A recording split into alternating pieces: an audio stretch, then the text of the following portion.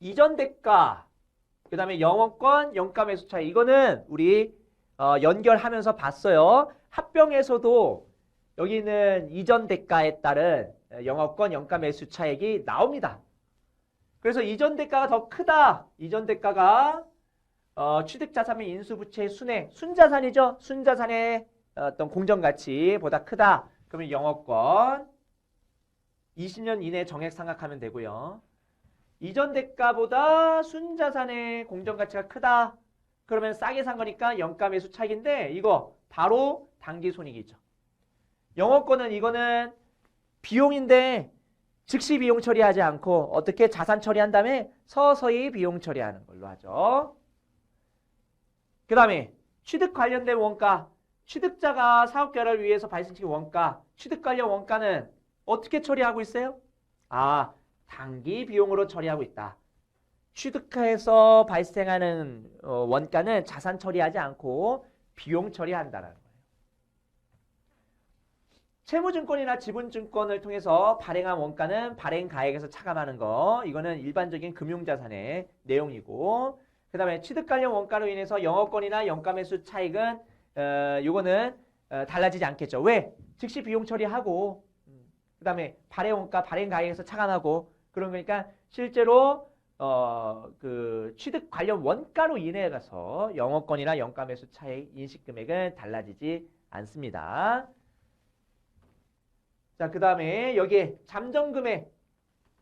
잠정금액? 이건 뭐지?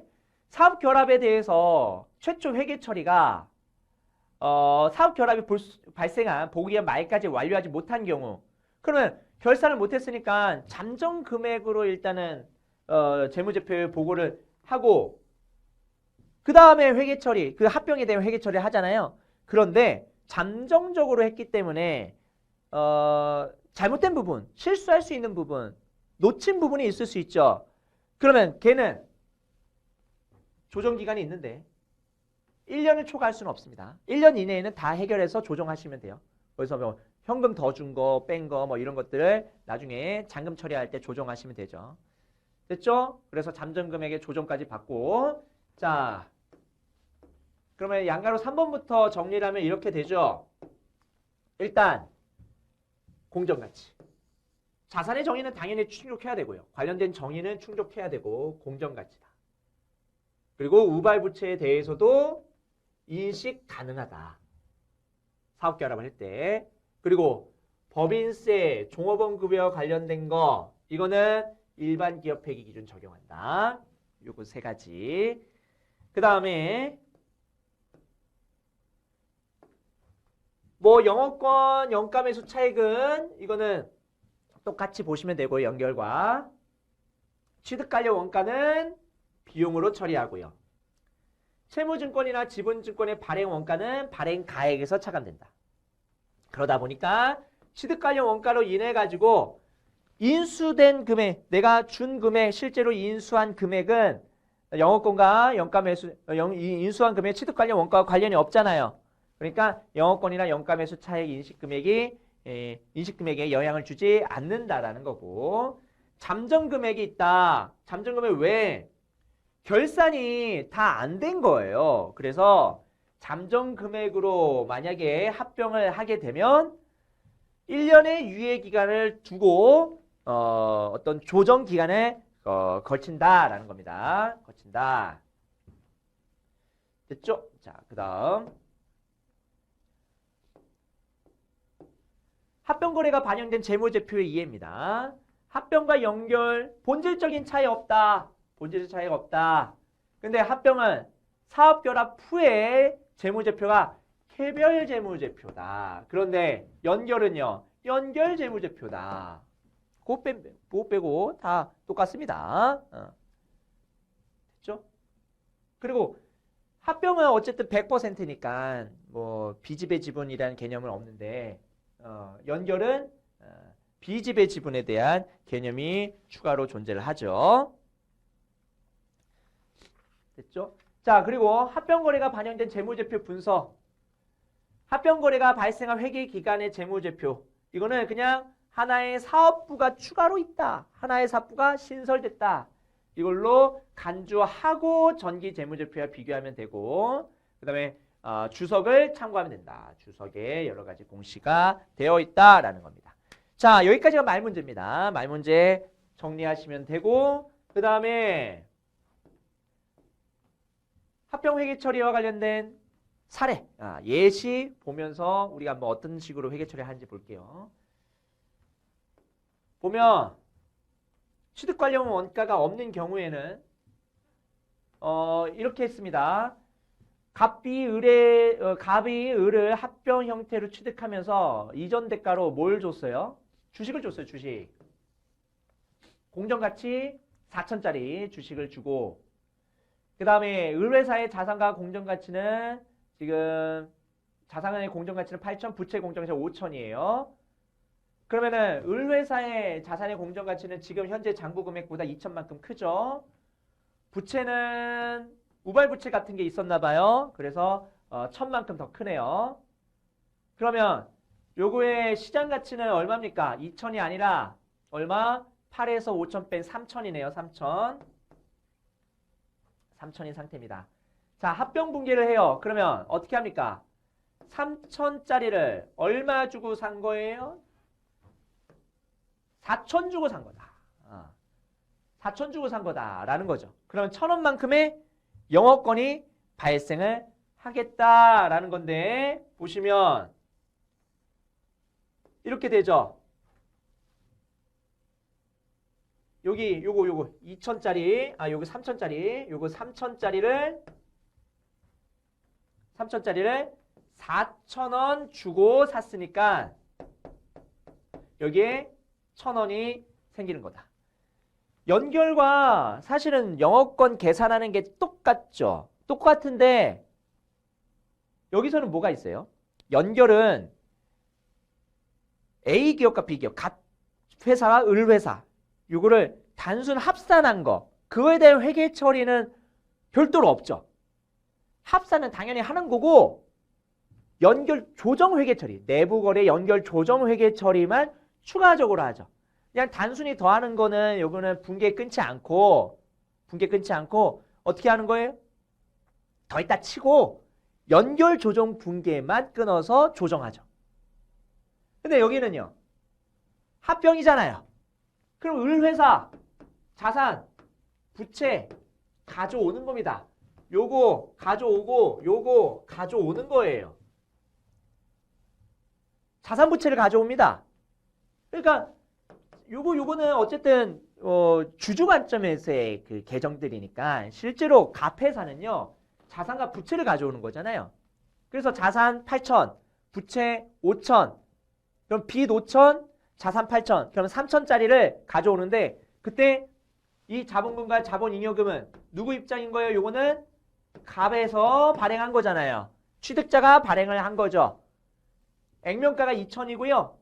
나머지 초과분 있죠. 나머지 초과분 자본잉여금 잡아가지고 3천짜리를 4천 주고 샀으니까 영업권이 발생을 한 거다. 그래서 이런 식으로 합병 후에 재무제표가 그려진다라는 겁니다. 그래서 비유동 자산이 여기에 시장가치로 18,000 기록되고요. 그 다음에 부채도 시장가치 고려해가지고 15,000 이렇게 기록합니다. 그러니까 을회사를 취득할 때 을회사의 재무제표를 시장가치, 공정가치로 이렇게 바꿔가지고 없는 겁니다. 없고 그 다음에 을회사의 주주들은요. 을회사의 주주들은 이제 갑회사가 준 주식 가지고 합병이 된 거잖아요. 그렇죠? 그러면 요거는 다 지금 합병 후에 있는 어떤 주주들의 구성인데 이 안에는 누구도 있어요? 요거 받은 을회사의 주주들도 있겠죠.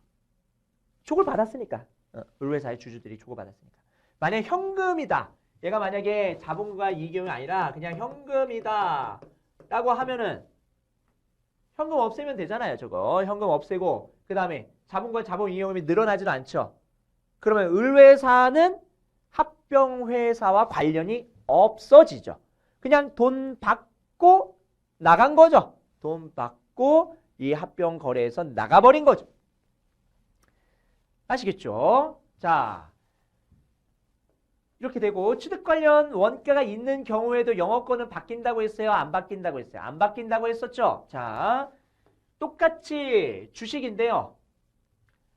취득하면서 관련된 중개 수수료, 주식 발행 비용 이런 것들이 발생을 합니다. 공정가치는 아까랑 똑같고요. 그럴 때 어떻게 회계 처리를 하냐? 자, 취득 관련 원가 분기는 별도로 해서 영업권 계산하고 그 다음에 수수료 얼마 줬어요? 수수료 200. 그 다음에 주식과 관련된 발행 비용 수수료가 있었죠? 주식과 관련된 게 주식 발행 비용 100이 있었죠. 그렇죠? 여기 주식 발행 비용 100은 자본 비용, 자본 잉여금 여기서 100만큼 까면 돼요. 100만큼 까면 돼요. 그래서 원래는 자본 잉여금이 1,900이잖아요. 1,900인데 어쨌든 그거에 대한 현금 부분은 별도로 고려하니까 이렇게 회계 처리하시면 되고 영업권을 구하는 거는 취득 원가 있는 경우랑 없는 경우랑 똑같다라는 거를 여기서 보여준 겁니다. 추가적으로. 됐죠?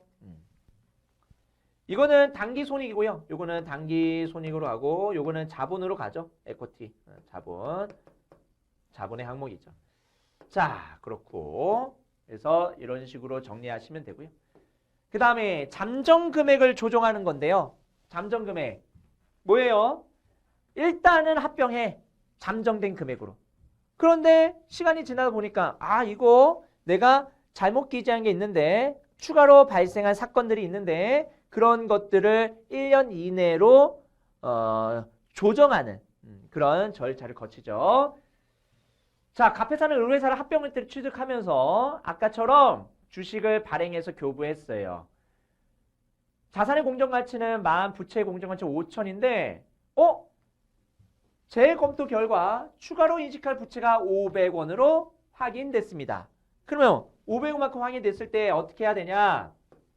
자, 이렇게 합병 전 갑과 의뢰 재무상태표 있고 우리가 봐야 될 건 이거죠. 일단은 비유동 자산과 부채 공정가치 5천짜리 가져오고 그 다음에 4천 줍니다. 5천짜리를 4천에 주고 샀네. 그래서 연가 매수 차익 1,000만큼 발생하는데 요거는 단기 손익으로 가고 그런데 자 여기서 부채가 5천이 아니라 5,500이네. 그러면 만약에 여기를 5,500이라고 했으면 뭐가 달라져요? 여기 있는 연가 매수 차익이 500 달라졌을 거 아니에요. 그거를 추가로 조정한다는 소리입니다. 추가로 조정한다. 그래서 연가 매수 차익을 줄이고 부채를 늘리는 식으로 요 분계를 추가로 한 다음에 우리가 갑회사, 합병한 회사 입장에서의 회계 처리해서 마무리 지으면 되겠습니다.